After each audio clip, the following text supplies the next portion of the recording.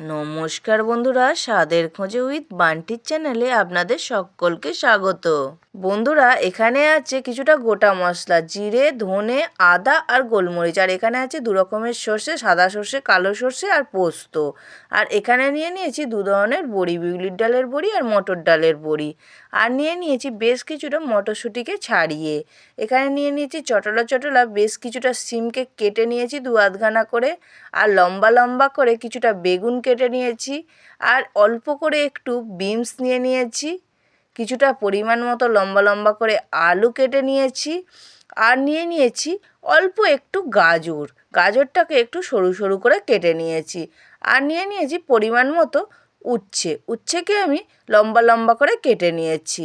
ব্যাস, সব রকম সবজি কেটে ধুয়ে নিয়ে চলে এসেছি। আর এখানে নিয়ে নিয়েছি 1 প্যাকেটের মতো আমল দুধ। লিকুইড দুধ হলে খুব ভালো, বা গুঁড়ো দুধকেও আপনারা জল একটু গরম করে জল দিয়ে গুলে নিয়েও দিতে পারেন, অসুবিধা কিছু নেই। যে রেসিপিটা বানাতে চলেছি, এবার এখানে আমি একটা কড়াই বসিয়ে দিয়েছি, 2 রকমের বড়ি দিয়ে দিলাম, দিয়ে একটু শুকনো খোলায় ভেজে নিলাম। তারপর তেল দিয়ে ভেজে বড়িটাকে তুলে রেখে দিলাম। আবার ওই কড়াইটা বসিয়ে দিলাম, দিয়ে পরিমাণ মতো সর্ষের তেল দিয়ে দিলাম। দিয়ে যে আমি উচ্ছেগুলো কেটে রেখেছিলাম, এগুলো ঠিক একটু বড় ধরনের উচ্ছে, মানে করলার একটু ছোট। আপনারা উচ্ছে বা করলা যেটা খুশি দিয়ে করতে পারেন, কোনো অসুবিধা নেই।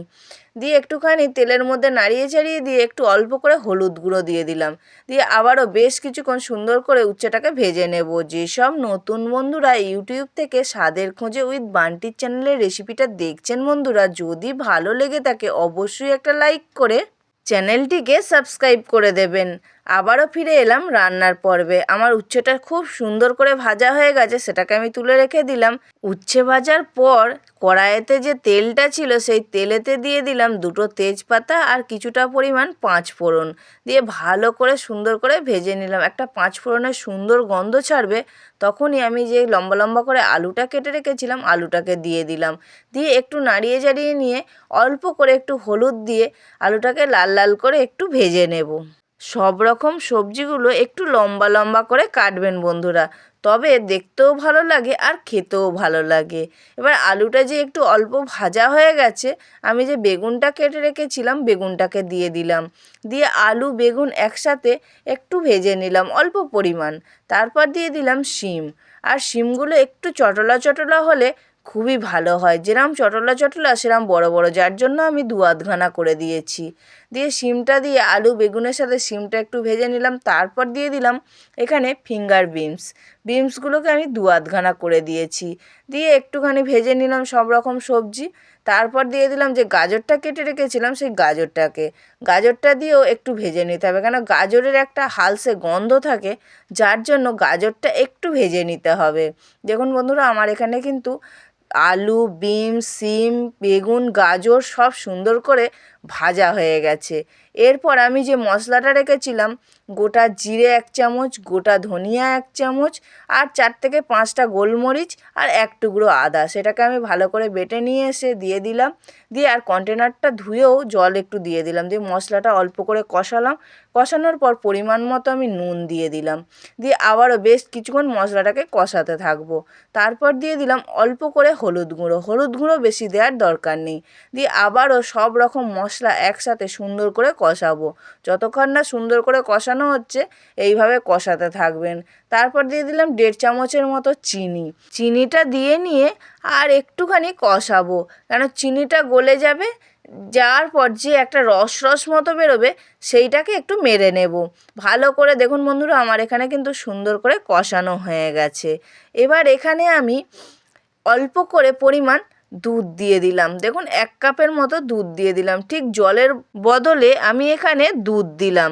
দুধটা দিয়ে নিয়ে সব সবজির সাথে দুধটাকে ভালো করে এইভাবে মশলার সাথে মিশিয়ে নেব। দেখুন বন্ধুরা, আমার এখানে মেশানো হয়ে গেছে। এবার আমি পরিমাণ মতো জল দিয়ে দেবো। হ্যাঁ বন্ধুরা, আমি কিন্তু কাঁচা দুধ ইউজ করিনি, দুধটাকে আগে থাকতে একটু জাল করে রেখে দিয়েছিলাম, সেই দুধটাকে দিলাম। এবার যেই অল্প করে একটু ফুটে গেল, যে মটরশুঁটিটা ছাড়িয়ে ধুয়ে রেখেছিলাম সেই মটরশুঁটিটাকে দিয়ে দিলাম। দিয়ে একটু বেশ কিছুক্ষণ ফুটতে দেব। যেসব নতুন বন্ধুরা ফেসবুক থেকে স্বাদের খোঁজে উইথ বান্টির চ্যানেলের রেসিপিটা দেখছেন বন্ধুরা, যদি ভালো লেগে থাকে অবশ্যই একটা লাইক করে চ্যানেলটিকে ফলো করে দেবেন আরও নিত্য নতুন ভিডিও পাওয়ার জন্য। আবারও ফিরে এলাম রান্নার পর্বে। দু ধরনের যে বড়িটা ভেজে রেখেছিলাম সেই বড়িটা দিয়ে আমি বেশ কিছুক্ষণ চাপা দিয়ে ফুটতে দিয়ে দিলাম। বেশি খুন্তি দিয়ে এদিক ওদিক করা যাবে না, যাতে বড়িগুলো না ভেঙে যায়। বড়িগুলো একটু গোটা গোটা থাকলে তবেই ভালো লাগবে খেতে। এখানে দেখুন বন্ধুরা আমার কতটা মাখো মাখো মতো হয়ে এসছে। এরপর আমি এখানে একটুখানি নাড়িয়ে চাড়িয়ে দিয়ে গ্যাসটাকে একটু আস্তে করে দেব। দিয়ে এখানে দু ধরনের যে সর্ষে নিয়েছিলাম আর পোস্ত নিয়েছিলাম, সবই 1 চামচ করে নিয়েছি।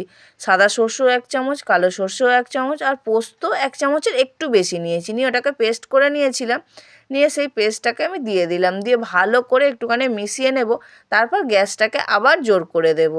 দিয়ে এখানে আমি অল্প একটু মশলা দিয়ে দিলাম। এটা আমার ঘরের তৈরি মশলা। এই মশলাটা আমি তৈরি করেছি গোটা জিরে, মৌরি আর অল্প একটু গোটা ধনিয়া ভালো করে শুকনো কড়ায় ভেজে গুঁড়ো করে রেখেছিলাম, সেটাকে দিয়ে দিলাম।